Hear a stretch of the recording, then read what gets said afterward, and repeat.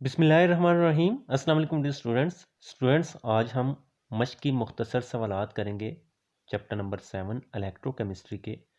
इसमें total 22 questions हैं। Students आपसे गुजारिश है कि अगर अभी तक आपने मेरे चैनल को सब्सक्राइब नहीं किया तो प्लीज़ सब्सक्राइब कर दें। अच्छा, फर्स्ट क्वेश्चन देखते हैं। इलेक्ट्रॉन के हवाले से ऑक्सीडेशन की तारीफ करें, मिसाल भी दें। तो किसी आयन या एटम से इलेक्ट्रॉन्स का खारिज होना ऑक्सीडेशन कहलाता है। देखें, ये एटम है, अगर इससे एक इलेक्ट्रॉन खारिज हो गया, ये निकल गया, तो ये पॉजिटिव आयन बन जाएगा। एक इलेक्ट्रॉन निकला है तो +1 चार्ज आया, ठीक है। एंड इसी तरह से जिंक है, इसमें से 2 इलेक्ट्रॉन्स खारिज होंगे, +2 हो जाएगा। तो ये स्टूडेंट्स याद रखिएगा, जो इलेक्ट्रॉन्स तीर के इस तरफ होते हैं, यानी कि एरो के हेड की तरफ होते हैं, सर की तरफ होते हैं, वो खारिज हो रहे होते हैं और इसको हम ऑक्सीडेशन कहते हैं। और रिडक्शन जो है वो इसका उल्ट है, रिडक्शन में इलेक्ट्रॉन्स हासिल किए जाते हैं। स्टूडेंट्स, नेक्स्ट सेकंड क्वेश्चन है, ऑक्सीजन या हाइड्रोजन के अखराज या हसूल के हवाले से रिडक्शन की तारीफ करें, मिसाल भी दें। किसी केमिकल रिएक्शन के दौरान हाइड्रोजन के हसूल या ऑक्सीजन के अखराज के अमल को रिडक्शन कहते हैं। तो स्टूडेंट्स यहाँ पर देखें, हाइड्रोजन का हसूल होगा या ऑक्सीजन का अखराज होगा। मसलन दर्ज झैल रिएक्शन में क्लोरीन की रिडक्शन हुई है, आप देखें H2S से +Cl2 है। यहाँ पर हुआ क्या, हाइड्रोजन का हसूल हुआ, Cl ने हाइड्रोजन कबूल किया और HCl बन गया। इसको हम हाइड्रोजन का हसूल और हाइड्रोजन के हसूल को हम रिडक्शन कहते हैं। तो ये एक रिडक्शन का अमल हुआ है। तो आपने स्टूडेंट्स याद रखना है कि हाइड्रोजन का हसूल होगा या ऑक्सीजन का अखराज होगा तो उसे हम रिडक्शन कहते हैं। एंड अगर इसका अपोजिट होगा तो उसे हम ऑक्सीडेशन कहते हैं। ऑक्सीडेशन में क्या होगा, हाइड्रोजन का इखराज होगा और ऑक्सीजन का हसूल होगा। तो इसकी ट्रिक ये है कि आप एक याद कर लें, रिडक्शन की कर लें या ऑक्सीडेशन की कर लें, दूसरा उसके अपोजिट लिख लीजिएगा, ठीक है। थर्ड क्वेश्चन है, वैलेंसी और ऑक्सीडेशन स्टेट में क्या फ़र्क है। तो वैलेंसी देखते हैं। वैलेंसी एक एटम की दूसरे एटमों के साथ मिलने की इस्तेदाद होती है। यानी कि आप सिंपल वर्ड्स में ये समझ लें कि वैलेंसी से हमें ये पता चलता है कि एक एटम दूसरे एटम के साथ रिएक्शन करेगा या नहीं। जबकि ऑक्सीडेशन स्टेट वो चार्ज होता है जो मॉलिक्यूल में मौजूद किसी एलिमेंट के एक एटम या आयन पर मौजूद होता है। सो ऑक्सीडेशन स्टेट जो है ये चार्ज है और ये दूसरे एटमों के साथ मिलने की इस्तेदाद है। सादा आयनिक कंपाउंड्स में वैलेंसी से मुराद इलेक्ट्रॉन्स की वो तादाद है जो आखिरी शेल को मुकम्मल करने के लिए हासिल या खारिज की जाती है। तो सादा आयनिक कंपाउंड्स में इलेक्ट्रॉन्स की तादाद होती है जो बैरूनी शेल में इलेक्ट्रॉन्स को मुकम्मल करने के लिए या तो खारिज किए जाते हैं या फिर हासिल किए जाते हैं। लेकिन ऑक्सीडेशन स्टेट चार्ज होता है जो मॉलिक्यूल में किसी एलिमेंट के एटम या आयन पर मौजूद होता है। अच्छा, आगे नेक्स्ट डिफरेंस देखते हैं। अच्छा, वैलेंसी सिर्फ तादाद है, यानी कि इलेक्ट्रॉन्स की तादाद है जो कोई एटम खारिज करता है या हासिल करता है। जबकि ऑक्सीडेशन स्टेट चार्ज की मिकदार है, वो हमने देखा कि ये चार्ज की मिकदार है।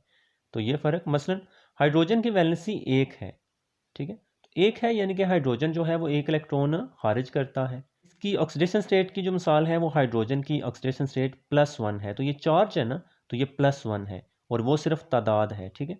सो इस तरह से आप इनमें स्टूडेंट्स फ़र्क याद रख सकते हो, ठीक है। अच्छा, नेक्स्ट फोर्थ क्वेश्चन है, ताकतवर और कमज़ोर इलेक्ट्रोलाइट्स में फ़र्क वाज़िया करें। तो ताकतवर इलेक्ट्रोलाइट्स कौन से होते हैं, ऐसे इलेक्ट्रोलाइट्स जो इक्वस सोल्यूशन में मुकम्मल तौर पर आयंस में तब्दील हो जाएं और ज़्यादा आयंस पैदा करें, ताकतवर इलेक्ट्रोलाइट्स कहलाते हैं। यानी कि ये बहुत ज़्यादा इक्वस सोल्यूशन में आयंस बनाते हैं और ये मुकम्मल तौर पर आयंस में तब्दील हो जाते हैं। मसलन सोडियम क्लोराइड है, ये नमक है, ठीक है। सोडियम हाइड्रोक्साइड यहाँ पर है NaOH, ये सोडियम हाइड्रोक्साइड है। और सल्फ्यूरिक एसिड H2SO4। अच्छा, आगे अगर हम कमज़ोर इलेक्ट्रोलाइट्स की बात करें तो ऐसे इलेक्ट्रोलाइट्स जो एक्वस सॉल्यूशन में मुकम्मल तौर पर आयंस में तब्दील नहीं होते और बहुत कम आयंस पैदा करते हैं। तो ये मुकम्मल तौर पर आयंस में तब्दील नहीं होते और बहुत कम आयंस बनाते हैं एक्वस सॉल्यूशन में, यानी कि आबी महलूल में। उन्हें हम कमज़ोर इलेक्ट्रोलाइट्स कहते हैं। मसलन CaOH ट्वाइस है और CH3COOH है। तो ये इनकी एग्जांपल्स आपने याद रखनी है। अच्छा, आगे फिफ्थ क्वेश्चन है, ऑक्सीडाइजिंग और रेड्यूसिंग एजेंट्स के दरमियान फ़र्क बयान करें। ऑक्सीडाइजिंग एजेंट ये एक ऐसी शय है जो खुद को रेड्यूस और दूसरों को ऑक्सीडाइज करती है। ऑक्सीडाइजिंग एजेंट है, दूसरों को ऑक्सीडाइज करती है लेकिन खुद ये रेड्यूस होती है, ठीक है। तो ये जो ऑक्सीडाइजिंग एजेंट का इसका नाम है वो दूसरों के हवाले से है, यानी कि दूसरों को ऑक्सीडाइज करे और खुद रेड्यूस हो। और ये एक ऐसी शय है जो खुद को ऑक्सीडाइज और दूसरों को रेड्यूस करती है, क्योंकि ये रेड्यूसिंग एजेंट है, तो ये दूसरों को रेड्यूस करेगी और खुद ऑक्सीडाइज हो जाएगी। सो स्टूडेंट्स, आपने याद रखना है ये जो नाम है ये दूसरों के हवाले से है, ठीक है, और खुद ये अपोजिट होते हैं। रेड्यूसिंग एजेंट दूसरों को रिड्यूस करते हैं, खुद ऑक्सीडाइज होते हैं। ऑक्सीडाइजिंग एजेंट दूसरों को ऑक्सीडाइज करते हैं और खुद रेड्यूस होते हैं। ये किसी दूसरी शय से इलेक्ट्रॉन्स कबूल करती है। अब स्टूडेंट्स देखें, ये खुद को रिड्यूस करती है, तो ये इलेक्ट्रॉन्स हासिल करेगी, क्योंकि रिडक्शन में इलेक्ट्रॉन्स हासिल किए जाते हैं। जबकि ये रिड्यूसिंग एजेंट है तो खुद ये ऑक्सीडाइज होगी, क्योंकि दूसरों को रिड्यूस करेगी ना। तो ये किसी दूसरी शय को इलेक्ट्रॉन्स देती है, क्योंकि इलेक्ट्रॉन्स देकर ये ऑक्सीडाइज होगी, यानी कि इसकी ऑक्सीडेशन होगी इलेक्ट्रॉन्स देकर, ठीक है। अच्छा जी, तो नेक्स्ट क्वेश्चन है, स्टील पर टिन की इलेक्ट्रोप्लेटिंग कैसे की जाती है। तो स्टील को इस टैंक में रखा जाता है जिसमें टिन का इलेक्ट्रोलाइट मौजूद होता है। स्टील को एक इलेक्ट्रिकल सर्किट के साथ जोड़ा जाता है, यानी कि बिजली के साथ इसको जोड़ा जाता है, जो कैथोड के तौर पर काम करता है, जबकि टिन का बना हुआ इलेक्ट्रोड एनोड के तौर पर काम करता है। जब सर्किट से करंट गुजरता है तो सॉल्यूशन में मौजूद टिन मेटल के आयंस रेड्यूस होकर स्टील पर जम जाते हैं। तो जो टिन मेटल के आयंस होते हैं वो रेड्यूस होते हैं और स्टील के ऊपर जमते जाते हैं। अच्छा, नेक्स्ट क्वेश्चन है स्टूडेंट्स, स्टील पर क्रोमियम की इलेक्ट्रोप्लेटिंग से पहले निकल की इलेक्ट्रोप्लेटिंग क्यों की जाती है। तो चूंकि क्रोमियम बराह रास्त स्टील की सतह पर ठीक तरह से नहीं जम पाता, तो जो क्रोमियम होता है स्टील के ऊपर अच्छी तरह से चिपकता नहीं है, और मज़ीद ये कि इसमें से नमी गुजर सकती है।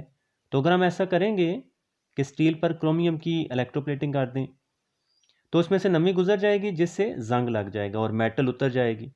इसलिए स्टील को पहले निकल से प्लेट किया जाता है, यानी कि स्टील के ऊपर पहले निकल की तय चढ़ाई जाती है, क्योंकि निकल चिपकने की ज़्यादा ताकत रखता है। इसके बाद क्रोमियम की प्लेटिंग की जाती है, जो निकल की तय के ऊपर जमकर ज़्यादा देर तक कायम रह सकती है। सो के स्टूडेंट्स, आई होप आपको समझ आ गई होगी। तो बेसिक रीजंस ये हैं कि स्टील पर जो क्रोमियम की इलेक्ट्रोप्लेटिंग से पहले हम निकल की इलेक्ट्रोप्लेटिंग करते हैं, क्योंकि निकल चिपकने की ज़्यादा सलाहियत रखता है स्टील के ऊपर, और फिर उसके ऊपर क्रोमियम की तय चढ़ा दी जाती है। अगर हम बराह रास्त स्टील पर क्रोमियम की तय चढ़ाएंगे तो एक तो वो चिपकने की ताकत नहीं रखता, अच्छी तरह से जमता नहीं उस पर, और नमी भी गुजर जाएगी क्रोमियम में से, तो वो स्टील तक पहुंच जाएगी, जिससे ऊपर इलेक्ट्रोप्लेटिंग उतर जाएगी, ठीक है। तो नेक्स्ट क्वेश्चन है कि आप मदरजा झैल केमिकल रिएक्शन में ऑक्सीडेशन नंबर में इजाफे के हवाले से कैसे बयान कर सकते हैं कि ये ऑक्सीडेशन रिएक्शन है। देखिए, ये एल्यूमिनियम है, ये न्यूट्रल एटम है, 0 इस पर ऑक्सीडेशन नंबर है। इसमें से 3 इलेक्ट्रॉन्स निकल गए हैं, 3 इलेक्ट्रॉन्स खारिज हो गए हैं, तो अब इस पर 3+ आ गया। ये रिएक्शन दिया गया है। अब ऑक्सीडेशन नंबर में इजाफा हुआ है या नहीं, पहले 0 था, बाद में 3+ हो गया, यानी कि 3 हो गए। एल्यूमिनियम एटम ने 3 इलेक्ट्रॉन्स खारिज किए हैं, वो तो हमें क्लियरली नज़र आ रहा है इस इक्वेशन में, जिससे इसका ऑक्सीडेशन नंबर 0 से +3 तक हो गया है, वो भी हमें नज़र आ रहा है, 0 से +3 हो गया। ऑक्सीडेशन रिएक्शन में इलेक्ट्रॉन्स का अखराज होता है और ऑक्सीडेशन नंबर में इजाफा होता है। तो जब भी स्टूडेंट्स इलेक्ट्रॉन्स का अखराज होता है तो ऑक्सीडेशन नंबर में हमेशा इजाफा ही होता है। बस दिया गया रिएक्शन भी ऑक्सीडेशन रिएक्शन ही है, ठीक है जी। अच्छा, नेक्स्ट 9th क्वेश्चन है, आप मिसाल से कैसे साबित कर सकते हैं कि किसी आयन की एटम में तब्दीली ऑक्सीडेशन रिएक्शन है, ठीक है।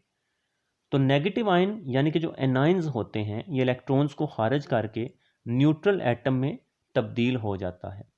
मसलन ये क्लोरीन है ना, अच्छा अब ये क्या है, इसके पास माइनस है, यानी कि एक इलेक्ट्रॉन इसके पास बाहर से आया हुआ है, उसी इलेक्ट्रॉन को इसने खारिज कर दिया और अब ये न्यूट्रल बन गया। पहले एक इलेक्ट्रॉन था, अब इसके पास इलेक्ट्रॉन नहीं रहा।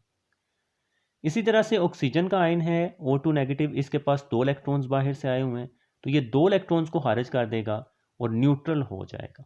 तो बस नेगेटिव आयंस की एटम्स में तब्दीली, यहाँ पर क्या हुआ, नेगेटिव आयंस अपने अपने एटम्स में तब्दील हो गए। इलेक्ट्रॉन्स के अखराज से होती है, वो भी हमने क्लियरली देखा कि इलेक्ट्रॉन्स के अखराज से हुई, जिससे ऑक्सीडेशन कहते हैं।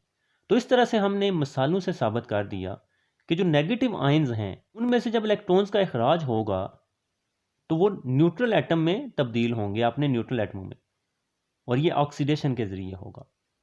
और पॉजिटिव आयंस ऐसा नहीं करते, सिर्फ नेगेटिव आयंस ही करते हैं, ठीक है।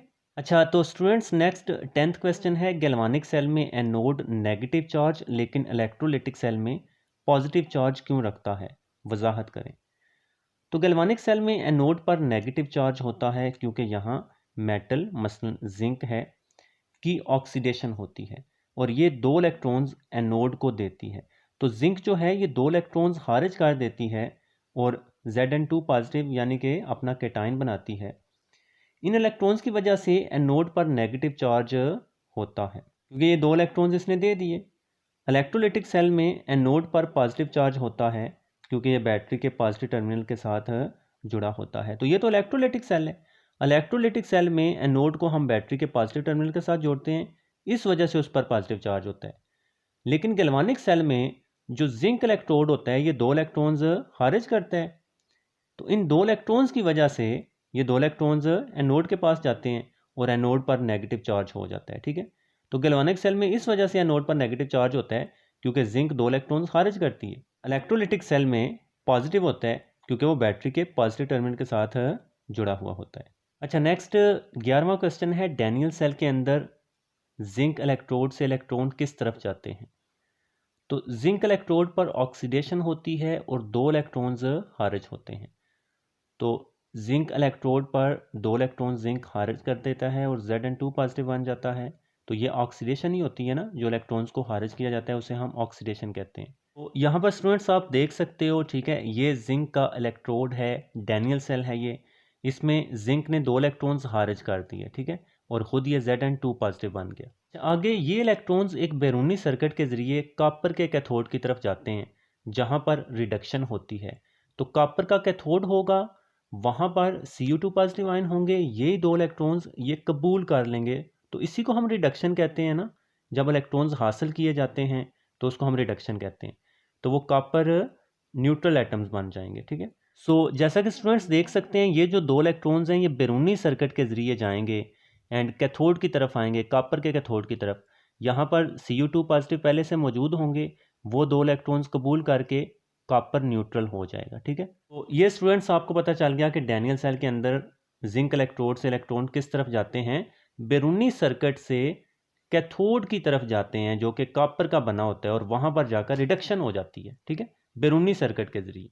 अच्छा जी, तो 12वां स्टूडेंट क्वेश्चन है कि गैल्वानिक सेल में एनोड और कैथोड इलेक्ट्रोड्स को ये नाम क्यों दिए गए हैं? कि गैल्वानिक सेल में हमने एनोड को एनोड क्यों कहा और कैथोड को कैथोड क्यों कहा? तो वो इलेक्ट्रोड जहां पर ऑक्सीडेशन का अमल होता है एनोड कहलाता है। तो ये आपने बात याद रखनी है। जहां पर इलेक्ट्रॉन्स खारिज किए जाते हैं उसे हम ऑक्सीडेशन कहते हैं और जहां ऑक्सीडेशन होती है वो एनोड होता है। चूंकि गैल्वानिक सेल में एनोड पर जिंक ऑक्सीडाइज होता है इसलिए इसे एनोड का नाम दिया गया है। जैसा कि आप क्लियर स्टूडेंट्स देख सकते हैं, ये गैल्वानिक सेल है, ये डैनियल सेल गैल्वानिक सेल की मिसाल है। यहाँ पर जिंक की ऑक्सीडेशन हुई है क्योंकि जिंक ने 2 इलेक्ट्रॉन्स खारिज किए हैं। तो जहां पर ऑक्सीडेशन हो उसे हम एनोड कहते हैं, ठीक है। मजीद एनोड एक यूनानी लफ्ज़ है जिसका मतलब ऊपर जाने का रास्ता है। तो एनोड जो है एक यूनानी लफ्ज़ है, इसका मतलब क्या है, ऊपर जाने का रास्ता। चूंकि इलेक्ट्रॉन्स जिंक इलेक्ट्रोड से ऊपर की तरफ यानी बाहर जाते हैं इसलिए इसे एनोड का नाम दिया गया है। तो जैसा कि आप यहाँ पर देख सकते हैं कि जिंक से इलेक्ट्रॉन्स ऊपर की तरफ जा रहे हैं यानी कि बाहर की तरफ जा रहे हैं, इस वजह से इसको हम एनोड कहते हैं। क्योंकि एनोड यूनानी ज़ुबान का लफ्ज़ है, इसका मतलब क्या है, ऊपर जाने का रास्ता या बाहर जाना, ठीक है। अच्छा, आगे कैथोड का देखते हैं। तो वो इलेक्ट्रोड जहाँ पर रिडक्शन का अमल होता है कैथोड कहलाता है। चूँकि गैल्वानिक सेल में कॉपर के इलेक्ट्रोड पर रिडक्शन होती है इसलिए इसे कैथोड का नाम दिया गया है। यहाँ पर आप देख सकते हैं ये कॉपर का कैथोड है, तो यहाँ पर रिडक्शन ही हुई है ना, क्योंकि Cu2 पॉजिटिव ने 2 इलेक्ट्रॉन्स जो इधर से बैरूनी सर्किट से आ रहे थे इसने कबूल कर लिए। तो रिडक्शन जहाँ पर होती है यानी कि इलेक्ट्रॉन्स कबूल जहाँ पर किए जाते हैं उसे हम कैथोड कहते हैं, ठीक है। मज़ीद लफ्ज़ कैथोड एक यूनानी लफ्ज़ कैथोडोस से अखज़ किया गया है जिसके मायने नीचे आने का रास्ता है। चूँकि इलेक्ट्रॉन्स कॉपर इलेक्ट्रोड में दाखिल होते हैं इसलिए इसे कैथोड का नाम दिया गया है। तो वो आप स्टूडेंट्स देख सकते हैं नीचे आने का रास्ता है, तो कैथोड में इलेक्ट्रॉन्स दाखिल हुए हैं ना, ठीक है, इस वजह से इसको कैथोड कहा जाता है। अच्छा, next 13th question students, galvanic cell में कैथोड पर क्या होता है? तो ये तो अभी हमने ऊपर सीखा कि गैल्वानिक सेल में कैथोड पर रिडक्शन का अमल होता है, एनोड पर ऑक्सीडेशन होती है और कैथोड पर रिडक्शन होती है, ठीक है। अच्छा, नेक्स्ट है नेल्सन सेल में कौन सा सोल्यूशन बतौर इलेक्ट्रोलाइट इस्तेमाल किया जाता है? तो नेल्सन सेल में सोडियम क्लोराइड का इक्वस सोल्यूशन होता है, यानी कि नमक को, सोडियम क्लोराइड नमक है जो हम खाते हैं, इक्वस सोल्यूशन यानी कि पानी में नमक हल किया जाता है जिसे ब्राइन कहते हैं, बतौर इलेक्ट्रोलाइट इस्तेमाल किया जाता है। ठीक है जी।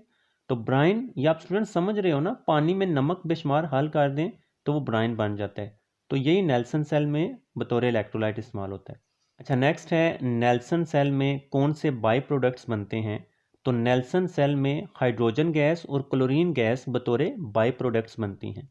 अच्छा, बाई प्रोडक्ट्स स्टूडेंट्स क्या होते हैं, जिनकी हमें ज़रूरत नहीं होती, फालतू में वो चीज़ें बन जाती हैं। असली हमें सोडियम हाइड्रोक्साइड चाहिए नेल्सन सेल में, लेकिन क्लोरीन गैस और हाइड्रोजन गैस बन जाती हैं। तो वो मैं आपको फिगर से दिखाता हूँ। तो यहाँ पर स्टूडेंट्स आप एक नेल्सन सेल देख सकते हैं। हमने सोडियम हाइड्रोक्साइड बनाना होता है, ये हमारा बन जाता है, नीचे आ जाता है। एंड हाइड्रोजन गैस जो है ये बाई प्रोडक्ट के तौर पर बनती है। एंड उसके बाद क्लोरीन गैस भी बाई प्रोडक्ट के तौर पर बनती है। तो इनको हम यहाँ से खारिज करवा देते हैं। ठीक है जी। तो ये बाई प्रोडक्ट्स हैं जो फालतू में साथ बन जाती हैं। नेक्स्ट क्वेश्चन है स्टूडेंट्स, गैल्वेनाइजिंग क्यों की जाती है। तो सबसे पहले हमें यह पता होना चाहिए कि गैल्वेनाइजिंग होती क्या है। तो आयरन पर यानी लोहे पर जिंक की एक बारीक तय जमाने के अमल को गैल्वेनाइजिंग कहा जाता है।